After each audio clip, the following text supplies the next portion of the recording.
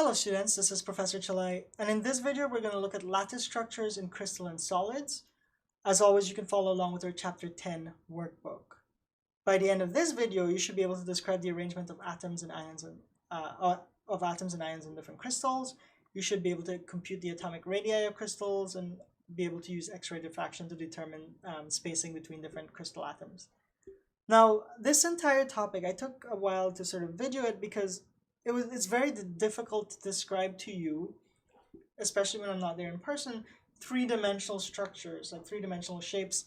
And so I'm going to use a few simulations, and hopefully it comes across sort of what these three-dimensional shapes and structures are, what they look like and how they work. And also I'm going to add in the description of the YouTube video links to the various different simulations that I use so that you can play around with them as well. And have fun with them and try to figure out the different three-dimensional structures. Now, since it's my last video as well, I stumbled a lot trying to wrap it up. I took a long time. Really what it was is I didn't want to record this video because I know this would be the last lecture and then the semester is over, and that's a little bit sad. Maybe not for you. Maybe you're glad the semester is over. But it took a long time to film, and even then I stumbled a lot. So bear with me with it, and let's get started. Now, in our previous video, we talked about how there are two types of solids. There's amorphous solids, where the structure is sort of randomly arranged. There's no real structure for us to study, at least not at this level. And then there are crystalline structures, where there's some repeating pattern to the structure. We're going to look more about more into detail about crystalline structures or crystalline solids in this video. And since we talked about how crystalline solids have some repeating pattern to them, what we're going to be interested in is studying what that repeating pattern is. And the smallest repeating pattern that you can pick out from a crystalline solid is called a unit cell. So a unit cell is the smallest repeating pattern in a crystalline structure. And so this way you don't have to study the structure of the whole thing, you just have to study the structure of the small repeating pattern, and that will give you an idea of what the entire structure is. You just repeat that small pattern over and over again. And there's quite a few that we're going to look at in this video, but we're going to start with the simplest of them, which is the simple cubic unit cell. So in the simple cubic unit cell, you're dealing with a cubic repeating pattern. So if you can imagine a cube, like like one of the dice that you might play with, right? That might look like this. I'm just gonna draw this quickly. Many of us have drawn cubes in our lifetime, and then there's like one back there. In a cube like this, right, there's 8 edges. So you can imagine at all 8 of those edges, there's an atom, right? At all 8 edges, it's hard for me to draw because it's hard to see. But at all 8 edges, there's going to be an atom. I can only draw 7 of them here, and then there's one behind. And that's what a simple cubic structure is, right? Each of these atoms are touching, right? The atom has some radius, some size to them, and they're touching along all of the edges here. That's a simple cubic structure. That's what I tried to draw here. Here are sort of all of the 8 atoms, if you can imagine them. It's a three-dimensional structure. Here we have a simple cubic structure. See, here's the structure. All 8 of the atoms, if I rotate around, you can see it, right? Now, if you were to repeat this over and over again, you would get the crystalline structure. So let me just click this. Here's an example of that. It's repeated over and over and over again. And you can do this for however long you want. But this is a simple cubic structure. Let's go back to this idea of atoms per unit cell. Now, we talked about how there are 8 different atoms here, but why do we say that there's one atom in the unit cell? Because we clearly just draw 8 atoms on this. Well, every edge, right? Let's draw this edge over here, right? Every edge is going to be in 8 different unit cells at the same time. There's actually this atom here at this corner is actually in 8 different cells at the same time. Only a quarter of it is in that cell. So you can imagine if I took that atom here and try to carve out just a little piece, this little piece here, right, that's actually in the cell, we'll actually just carve out just a quarter of it. It's hard to draw that, so I'm going to show you an animation to show just that. What if we break apart all of this into their individual unit cells? So just look at these 4 center atoms here. That's the one I want to focus on, right? Because those will belong to one atom. So as I break it apart, look at what we're starting to notice.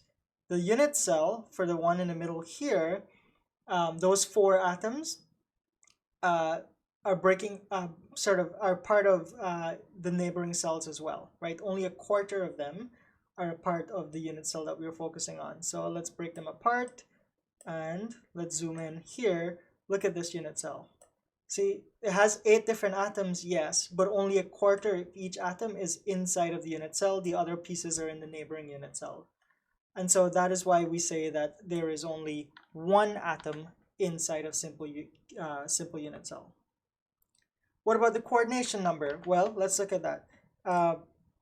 If you look at any one atom, you'll notice that there are going to be 6 different atoms around it. That's what the coordination number is, the number of atoms directly sort of around it. So there's 6, just like how there's 6 sides to a cube, right? There's 6 atoms around the center atom. And then finally, we're going to look at the edge length. So in this, the edge length, if you imagine the box, the edge length, we'll call it L, is simply just the edge, the side of the box. Now, if there's 2 atoms right here touching each other, right, that's what determines the length. You can see that the radius, which is half the length of the diameter of the circle, is touching the radius of this atom, and so the length of the box there is just 2 times the radius. And that's how we get the edge length. What that means is if you know the size of the cubic cell, you know the size of the box, you can figure out the size of the radius of the atom. Or if you know the size of the radius of the atom, then you can figure out the length of the box. This packing efficiency simply gives us how much of the unit cell is made up of atoms and how much of it is made up of empty space. And here we're using empty space sort of loosely. It's where none of the electrons are likely to be in the atom, in the unit cell. It's yeah, it's a little bit fuzzy what we mean by empty space, because as we all know, the atom is also already mostly empty space. But here, if we draw the atom as sort of solid spherical balls, we can see that there's lots of empty space in between all of the atoms, right? Here we might see it better. There are lots of empty space in between, and so really we say that it only has a packing efficiency of about 52%, because only about 52% of the cube is made up of atoms. The rest is sort of empty. All right, so that's the simple cubic unit cell. 8 atoms at eight of the different 8 edges of a cube. But really there's only 1 atom per unit cell, because when you start to divide it, only a quarter of each atom at the vertices are inside of the cell. A body-centered cubic cell is very similar. You have 8 atoms at each of the 8 vertices, but then the one that I'm coloring in red here is sort of in the middle of the box. So let me see if I can do a 3-dimensional picture of this, right? So we have 8 atoms at the 8 vertices of the cube, but then we have 1 atom in the middle of the box, right? So if you repeat this over and over again, you end up with something like this. You might already start to think that it's packing this better because it's trying to fill the hole in the center of the box. And yes, and you'll be right, because the packing efficiency is slightly better than over there. Okay, what about atoms in the unit cell? Well, if we break this apart, the atoms at the edge, right, is the same deal. It's only a quarter of each atom at the edges, the gray atoms here, that are actually inside of the box.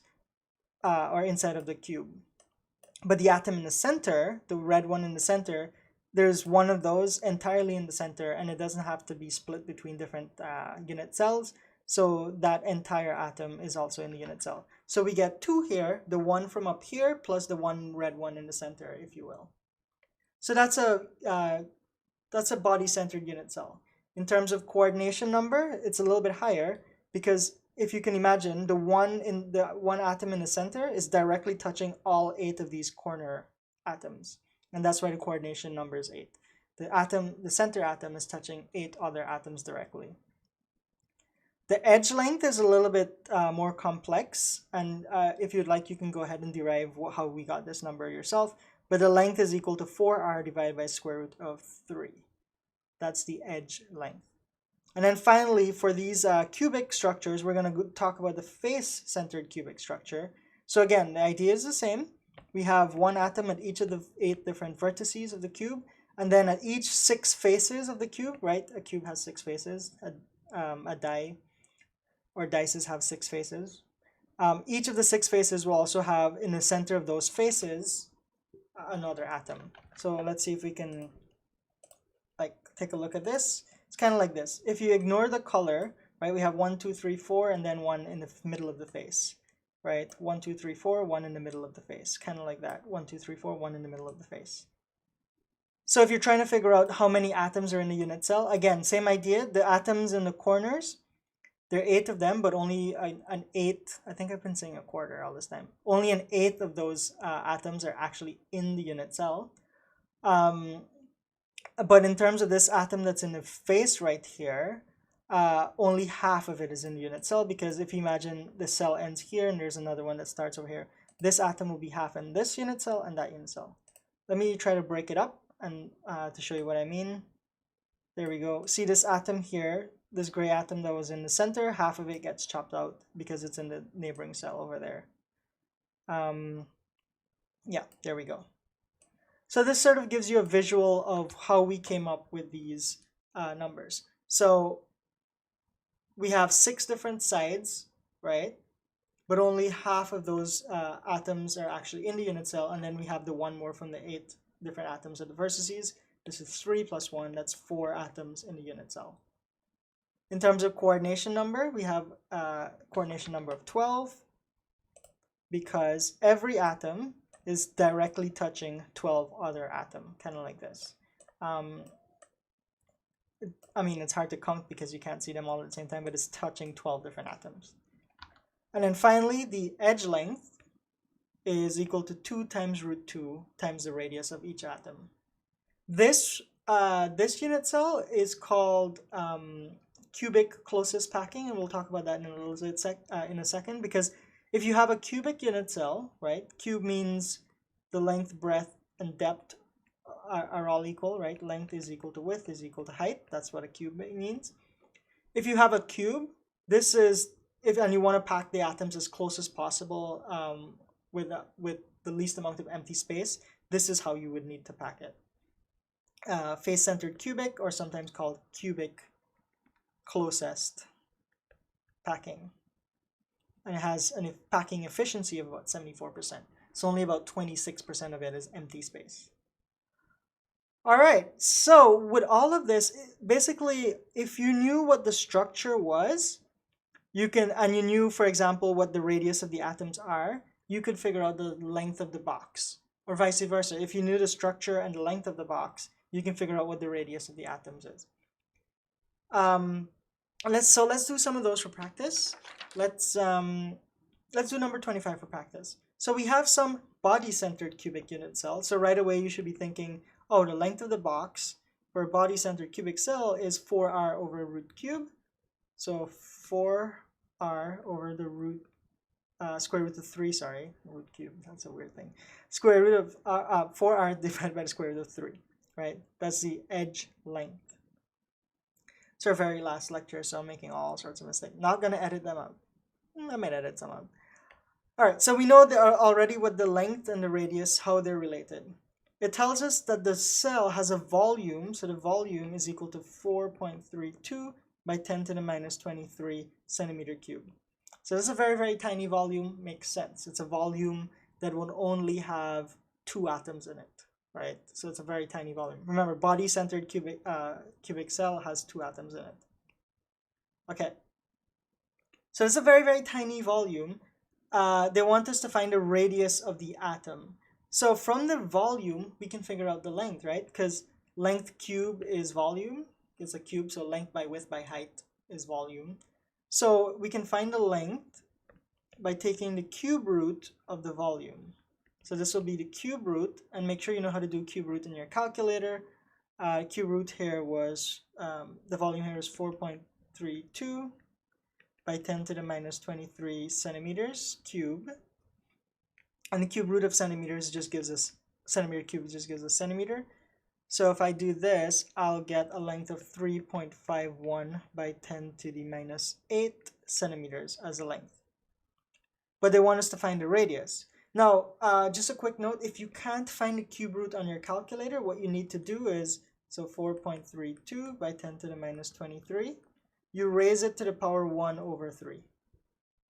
The power of 1 over 2, so x to the power of 1 over 2 is the same as the square root of x. X to the power of 1 over 50, if you will, is the same as the 50th root of x, in case you can't find a cube root. I don't know why I scratched that out. There we go. So you could do that if you wanted to find the cube root easily. Okay, so now that we know the length, we know how the length and the volume are related. The length is 4 times the radius divided by the root square root of 3. So we know how the length and the radius, are related. So we can find the radius. So the length is equal to 4 times the radius divided by square root of 3. That means the radius should be equal to the length times the square root of 3 divided by 4. And so we just plug those numbers in. And so what do I get? 3.51. So 3.51 by 10 to the minus 8 centimeters times square root of 3 divided by 4. I believe I get 1.52 by 10 to the minus 8 centimeters. That's the radius. However, this question asks us to convert, to find the radius in picometers. Now this is one that you may not know. 1 picometer is 10 to the minus 12 meters. You might want to write that down. 1 picometer is 10 to the minus 12 meters. And so for the radius, right, we have 1.52 by 10 to the minus 8 centimeters. We can convert centimeters to meters first, and then convert from meters to picometers. And here I get 152 picometers.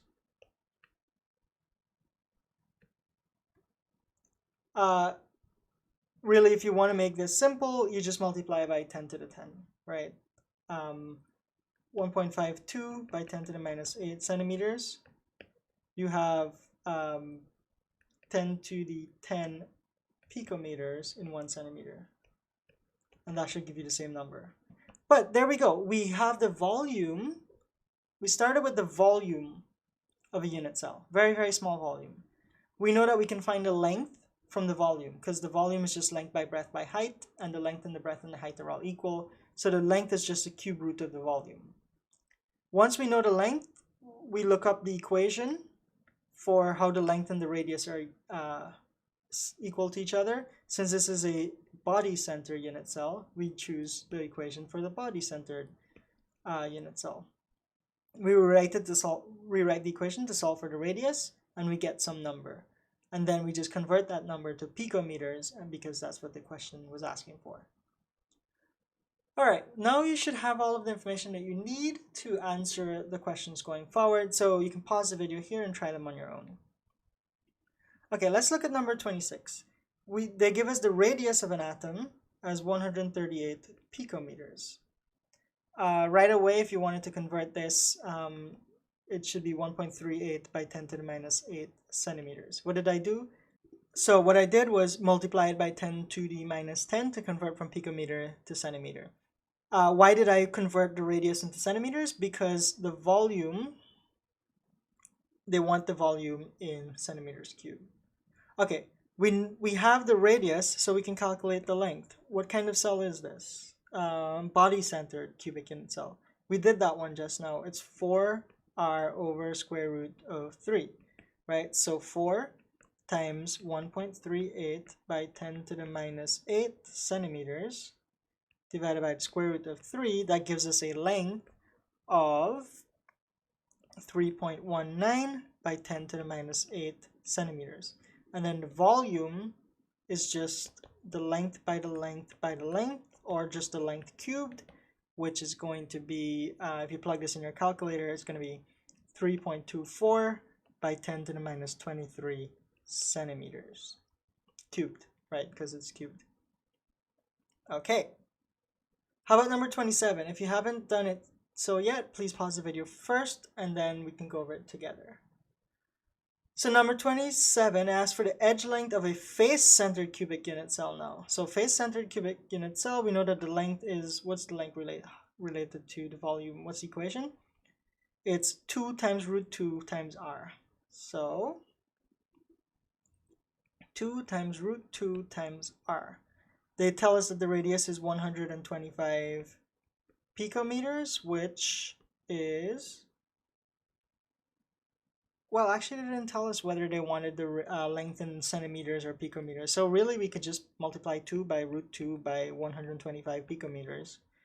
And you plug all of this into your calculator, right? And I would get 354 picometers as a length.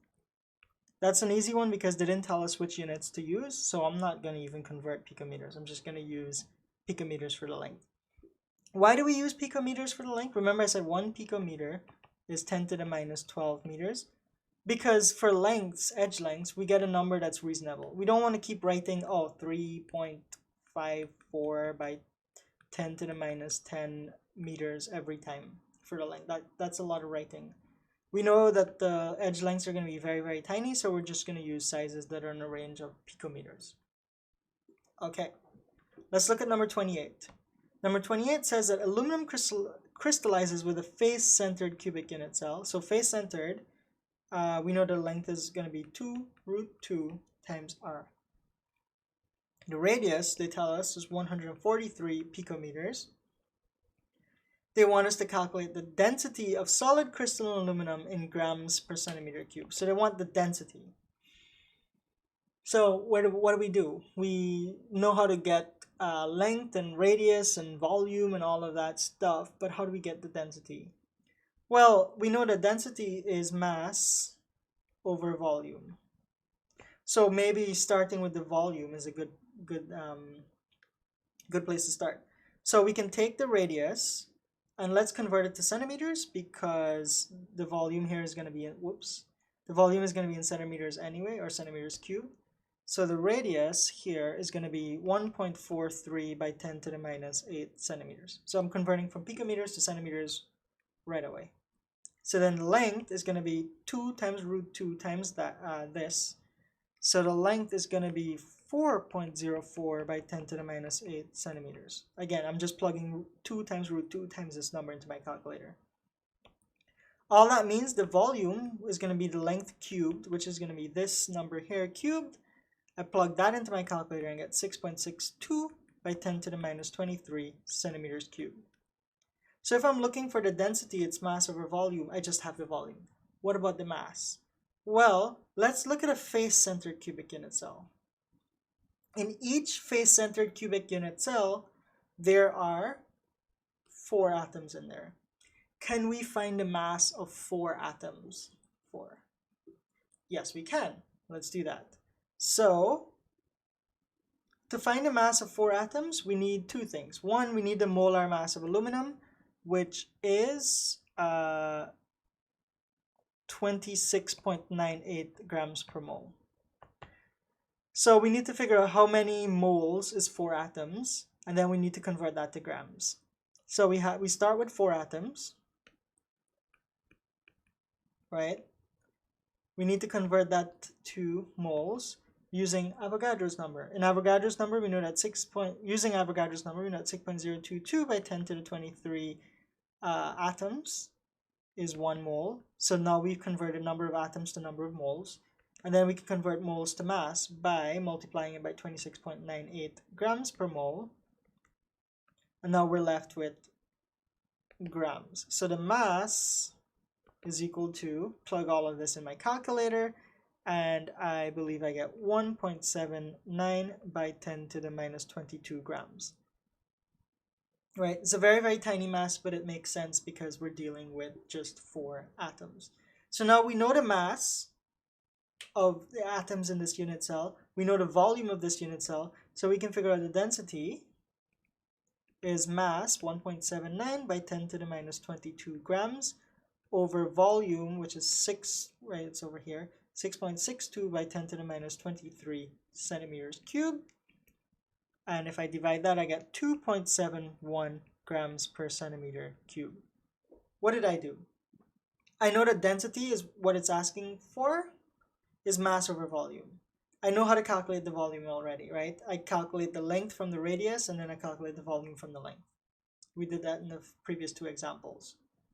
We just need to make sure that we use the proper length equation depending on what type of unit cell it is. For the mass, we looked at the type of unit cell and see that it has 4 atoms. I can figure out the mass of 4 atoms by first converting it to number of moles using Avogadro's number, and then by converting it to mass by using the molar mass. And now that I have the mass in grams and the volume in centimeters cubed, we have the density in grams per centimeters cubed. There we go. All right, try number 29. Similar idea. See if you can try to figure it out. So number 29, we have chromium. It crystallizes with a body-center cubic unit cell. So we know that the length is 4 times r divided by square root of 3. And the number of atoms that it has in the unit cell is 2, right? 1 from the 8 different edge atoms and 1 from the center atom. Okay, they tell us that the radius is 125 picometers, and we need to convert to centimeters at some point, so might as well start with centimeters. It says 1.25 by 10 to the minus 8 centimeters. We need the density. So from the radius, we can calculate the length, which is 4 times the radius divided by square root of 3. And so for the length, I get 2.89 by 10 to the minus 8 centimeters. Okay, what about the volume? Well, the volume is just length cubed, and if I plug that into my calculator, I get 2.41 by 10 to the minus 23 centimeters cubed, right? Centimeters to centimeters cubed. All right, so now I have the volume. All right, we got to deal with the mass because density is mass over volume. There are 2 atoms. Okay, 2 atoms in the unit cell. We just figured that out. Convert that to number of moles using Avogadro's number. Atoms per mole, so that converts it to number of moles. The molar mass of, what are we dealing with? Chromium. The molar mass of chromium is, let's see, did I look that up? Yes, it's 52.00 grams per mole. So the mass is going to be 2 divided by this number multiplied by that number. I get, when I punch that all in, is 1.73 by 10 to the minus 22 grams. And so the density is going to be the mass, 1.73 by 10 to the minus 22nd grams, divided by the volume, 2.41 by 10 to the minus 23 centimeters cubed. This gives me 7.17 grams per centimeter cube for the density. Same idea, find volume, find mass, find density. The only difference from what we did earlier in the semester is we have to find the volume using the length and the radius, and we have to find the mass using the number of atoms. Let's try one more, number 30. We have platinum. Platinum crystallizes with a face-centered cubic unit cell, right? So face-centered, already we're thinking length should be 2 times root 2 times r. The radius is 139 picometers or 1.39 by 10 to the minus 8 centimeters. I don't know why I converted it to centimeters. Oh, because we're dealing with centimeters over there. I usually just convert these right in the beginning. Now, what's the edge length of the unit cell? So the length would be 2 times root 2 times 1.39 by 10 to the minus 8 centimeters. Plug that into a calculator, and I get a length of 3.93 by 10 to the minus 8 centimeters, which means that the volume is just the length cubed. I'm not going to write it out. It's just punching numbers in the calculator again. I get 6.08 by 10 to the minus 23 centimeters cubed. To figure out the density, I also need the mass in grams. So let's figure that out. we're dealing with a face-centered cubic unit cell, right? So face-centered cubic unit cell has, whoops, 4 atoms in there. So we need to figure out the mass of 4 atoms. Okay, so for the mass, it will be those 4 atoms converted to number of moles using Avogadro's number. There we go. And then the moles converted to mass using the molar mass, which is 195.08, I believe, grams per mole. You would have to look that up from the periodic table. How do we know what the molar mass is? Well, we're dealing with platinum. So we'd have to look up the molar mass of platinum on the periodic table. Okay, so if I punch all that in, we get a mass of about, let me see, 1.30 by 10 to the minus 21 grams. Okay, so the density should be the mass, 1.30 by 10 to the minus 21 grams, divided by the volume, 6.08 by 10 to the minus 23 centimeters cubed. And so I get a density of 21.3 grams per centimeters cubed. So notice the difference between platinum and chromium, for example.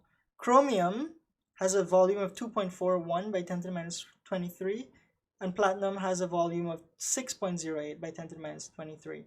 So chromium and platinum have similar volumes, right? 2 versus 6 by 10 to the minus 23 centimeters cubed.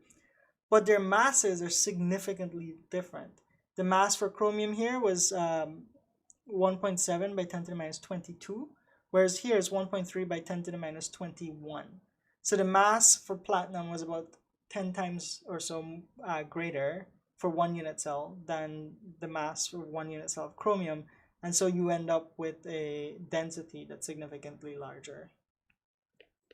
And we probably heard that platinum is a very dense metal. Finally, let's look at number 31. We're looking with nickel now. See if you can try to answer this question on your own. So we have nickel. It's a face-centered cubic structure, face-centered cubic unit cell, and they start with the density of 8.90 by 10 to the, 8.90, grams per centimeter cube.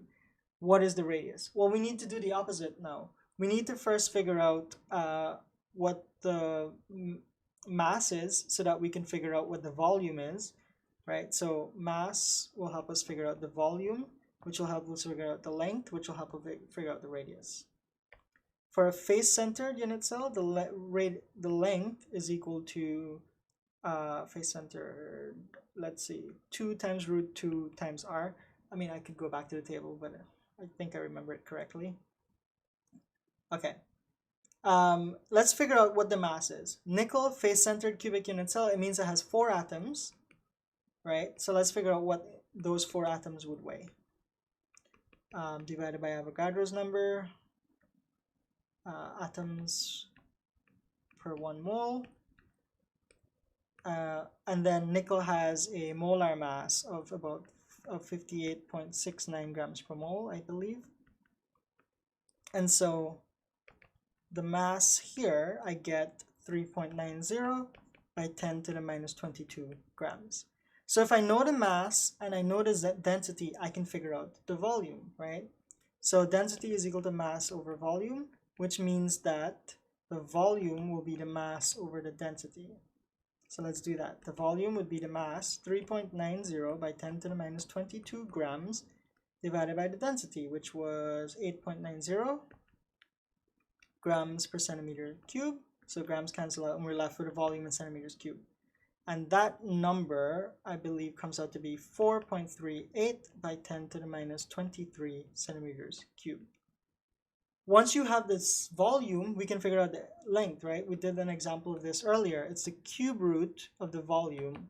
And so if you plug that number into your calculator, I get 3.53 by 10 to the minus 8 centimeters. And then we can go from length to radius by using this equation right here. So the length is 2 times root 2 times r, which means the radius is length divided by 2 times root 2. And so if I do that, I get a radius of 1.25 by 10 to the minus 8 centimeters. Did they ask us for the units? No, we can leave it in centimeters. If they asked you for the radius in picometers, right, we know that this is 125 picometers. And there it is. What we've studied, what we looked at so far, is 3 types of cubic unit cells. There's a simple cubic with just atoms at the 8 corners. There's only 1/8 of an atom in each cell, so there's really only 1 atom in the cell.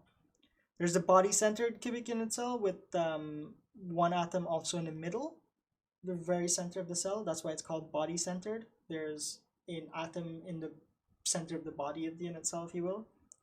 And here we have face-centered cubic unit cell, where in addition to the 8 atoms in the corners, you have an atom centered on the 6 different faces of the unit cell. And we did a bunch of calculations involving the number of atoms in the unit cell and the edge length right here, 2r, 4r over root cube, or 2 times 2 times r, 2 times root 2 times r. So we've looked at the 3 different types of cubic unit cells, right? Simple, face-centered, and body-centered. And what makes them cubic is because their length and width and height, right? A, B, and C, that's the length, width, and height, are all the same. That's a cube. And also the angles between them are all the same. But there are many, many more types of unit cells other than these 3 cubic ones. And this diagram here just shows you sort of all of them. There's tetragonal ones where one of the sides are is longer than the others, but the angles are still 90 degrees, for example. Orthorhombic, monoclinic, triclinic, hexagonal. This is the pattern that like graphene unit cells take the shape of graphene unit cells, for example. And then there's rhombohedral. Just know that there are many different types other than the simple, the cubic unit cells that we looked at. The simple cubic, the face-centered cubic, and the body-centered cubic. These diagrams might also help you a lot to try to figure out their 3-dimensional structures better than the drawings that I did up here. Yep. Okay. So those are different types of cubic unit cells as well. And now we talked about the different unit cells. But what are actually the unit cells that some of the different materials that we talked about actually, what are their structures? Well, let's look at metals to start with. We talked about how metals are like positive ions surrounded by a sea of electrons. And those sea of electrons try to like pull the metal ions as close together. The exact sort of orientations of the different atoms to each other doesn't really matter as much as how closely you can pack the atoms together, right? So really there's going to be 2 structures for metals that are very important, and it's the structures that are where the atoms are closest packed. So earlier I mentioned that if it's a cubic structure, it's closest packed when it's in the face-centered cubic unit cell. And that's why we call it cubic closest packing, because that's if you have a cubic cell and you want to pack things as closely as possible, that's what you need to do. And so metals would tend to form, if it's in a cubic unit cell, would tend to form a cubic closest packing or CCP type unit cell. If it's in a hexagonal unit cell, it will have what we call a hexagonal closest packing unit cell, or HCP. So metals try to pack their cells as close as possible, their atoms as close as possible, and try to minimize the empty space, if you will, in the unit cell. So the structure of ionic crystals is a little bit more interesting because we have 2 different things to consider, the cation and the anion, and how they come together and how they form crystals. And so really then when you want to think about what kind of crystals they form, you need to think about the size or the radius of the cation and the radius of the anion. So if the radius of those 2 are very similar, the cation and the anion, they typically form what we'd call a cubic unit cell for crystals. Now, cubic unit cell in this sense is similar to what the cubic unit cell that we talked about before. Really what you would have is a unit cell that's cubic with 8 ions, in this case now, at the 8 different vertices. But let's say those are 8 different positive ions. And here they give an example of cesium chloride because they have similar sizes. So we have cesium plus at the 8 different vertices. Well, those are all 8 positively charged ions. So right smack dab in the middle here is going to be a space where a negative charge can go in and fit itself nicely in there. And so we'd have the chloride ion sitting right in the middle. And we know that this should work because the formula is CsCl. The 8 different atoms at the corners, right? They only have 1/8 of their atoms inside of the unit cell. So the ratio of cesium to chloride inside of the cell is 1 cesium ion to 1 chloride ion, right? So let me just show you another picture of that a little bit. Here we have the green here would be like, for example, the cesium ions, and right smack in the middle there would be a nice space that the chloride could go and fit in itself. And so if you keep repeating that, this is what cesium chloride might look like, that repeated forever and ever. But what if their ionic radii are not about the same, but they're slightly different, right? Then we'll have what we call the rock salt structure, and sodium chloride, table salt, is one of those that settles itself into a rock salt crystal structure. So let's explore that a little bit. Sodium chloride. So what this is instead of starting from here, we start from a simple cubic, right? Unit cell, and then we fit the other ion inside of a hole. And that's what we call it, actually, the hole, a hole that's sort of surrounded by the other charge, the opposite charge that can fit the ion. For sodium chloride here, or for this rock salt structure, we actually start with a face-centered unit cell, right? So if I go back to this, we start with a face-centered unit cell. Look at the purple atoms here, right? It forms a face-centered unit cell, and then it creates a hole between 4 of those face-centered unit cells. Let's see if I can expand this. Okay. Now focus on, I don't know, any 4 of these different purple atoms. In between them, there's a nice space for an ion of an opposite charge to settle itself in, and so that's how we end up with what we call the rock salt structure, right? So this is, for example, like NaCl, where the purple ions will be Na, and the green ions here will be chloride. This happens when the ions are slightly different sizes, as you can see sort of from this example. This is what tends to happen. What tends to happen? If the 2 ions are very, very different, we have a structure called a zinc blende structure. This, you start with a face-centered cubic unit cell. I'll just shorten that to FCC. But the holes that it fills are slightly different. So this one's going to be difficult to draw.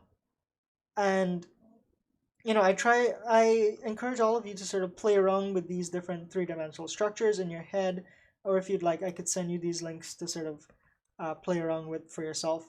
But so for a face-centered cubic unit cell, I'm going to use a different color for the face-centered atoms, right? Yeah, this is going to be super hard to draw because there's too many atoms.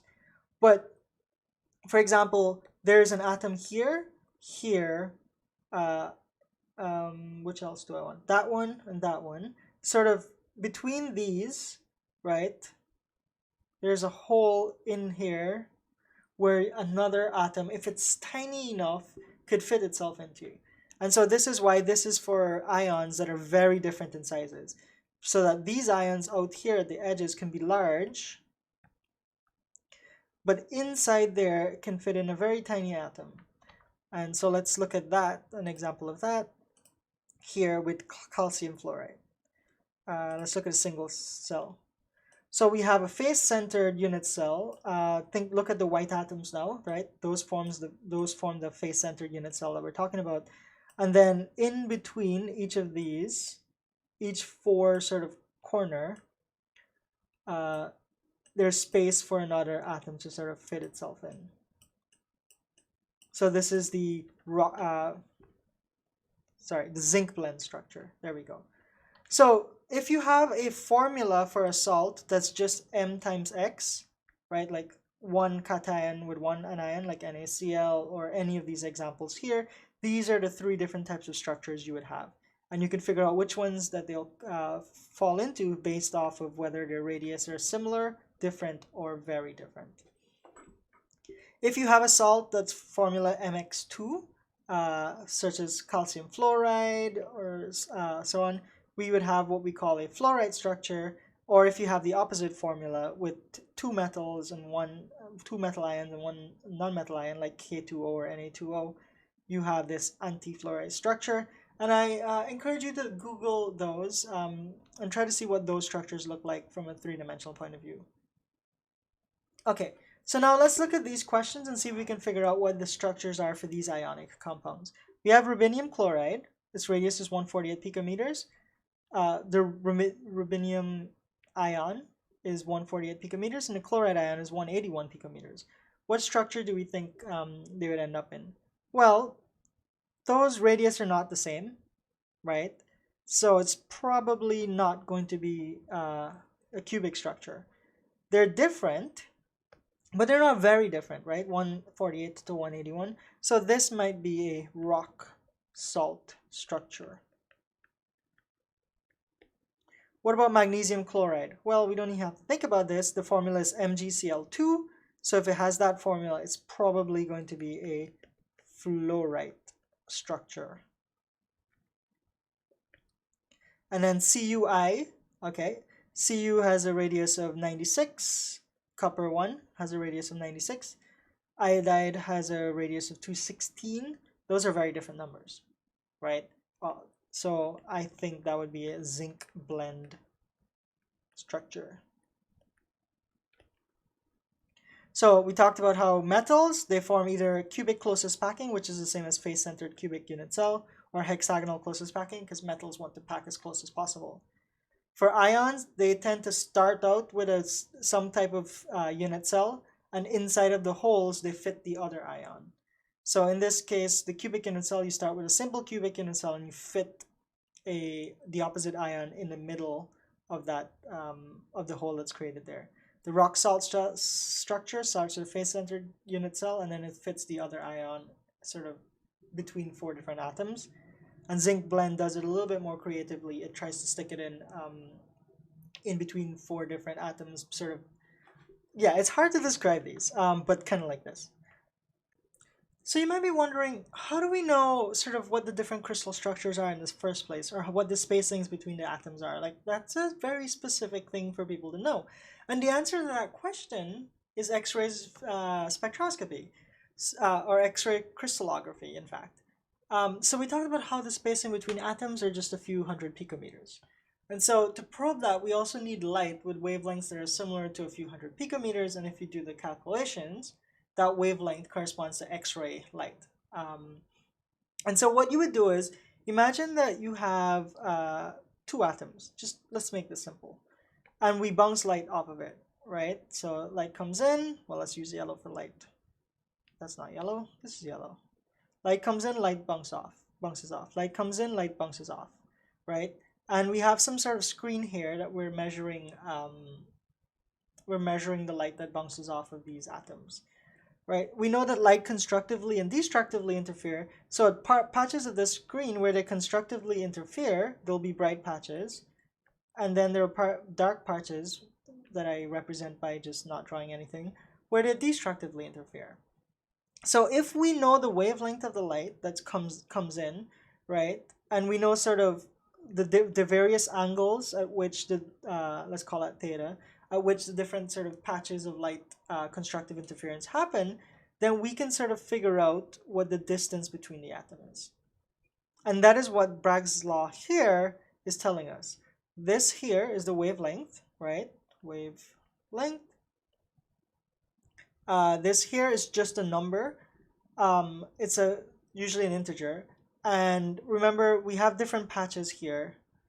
So that value of n just corresponds to which sort of patch we're looking at. This first patch, the second patch, the third patch, or whatever. It's just a whole number.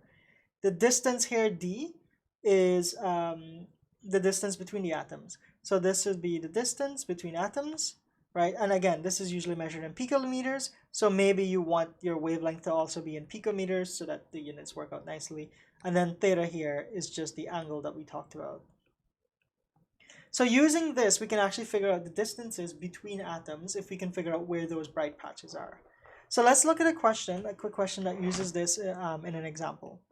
So we have an X-ray beam. They give us the wavelength in picometers. is incident on some surface of iron, it produces a maximum at an angle of, so this here, this maximum refers to the bright spot, right? At an angle of 32.6 degrees Celsius, just degrees. So let's assume that that was the first patch of bright light, right? What is the separation between the layers? Well, we know that n times lambda is equal to 2 times d times sine theta, right? N we know is 1. They tell us to assume so. And we could probably assume that n is 1 unless they tell us otherwise, because usually they measure the first bright spot, because the other bright spots usually get duller and duller as you go at further angles. So people usually measure from the first bright spot, right? So we know that n equals 1. We know that lambda, which is the wavelength, is 154 picometers. And we know that the angle theta is 32.6 degrees. So if we want to solve for d, so d then would be equal to the n times lambda divided by 2 times sine theta, right? Just some algebra there. So then that would be n is 1, lambda is 154 picometers, 2 times sine theta, sine of 32.6 degrees. Make sure when you do sine, a sine of an angle in your calculator that you're using degrees if the question asks for degrees rather than radians. But if I punch all of this in my calculator, I end up with units of picometers, right? Because it doesn't cancel out. And everything else comes out to be 143 picometers. So all I'm doing is using Bragg's law, and you can, I think your textbook goes into a little bit more detail about how we got this equation in the first place. But really here, all we're interested in is in using that equation and knowing what the different values are.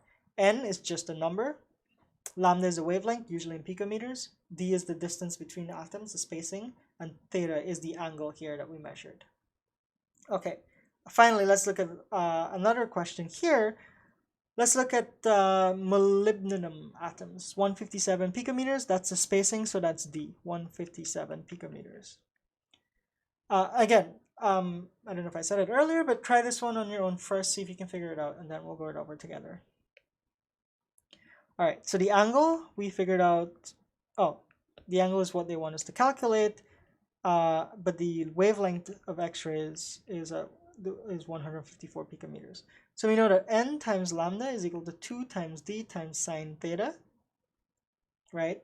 They want us to find theta. So if we divide by 2d on both sides, we get sine theta is equal to n times lambda over 2d.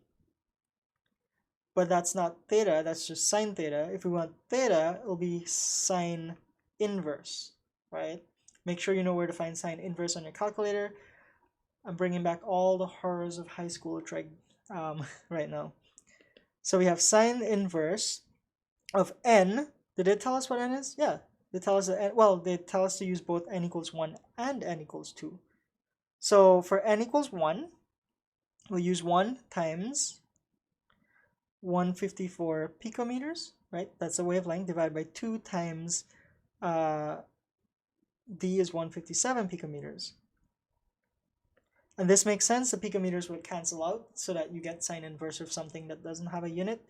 And in this first case, we have an angle of 29.4 degrees. This is for n equals 1. So the first bright spot is at 29.4 degrees. Let's calculate the second bright spot, right? So this is for n equals 2 now. The theta will be sine inverse of 2 times 154 picometers divided by 2 times 157 picometers, right?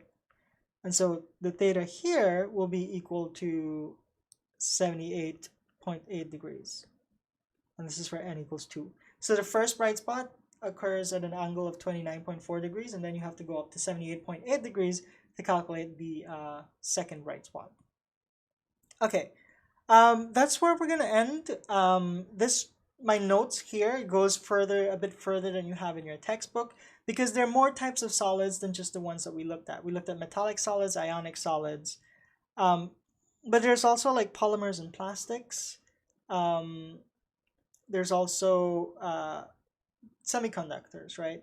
These are all things that we're not going to look at in this course, but if you would like more information, you can just message me and we can go over those different types of solids as well.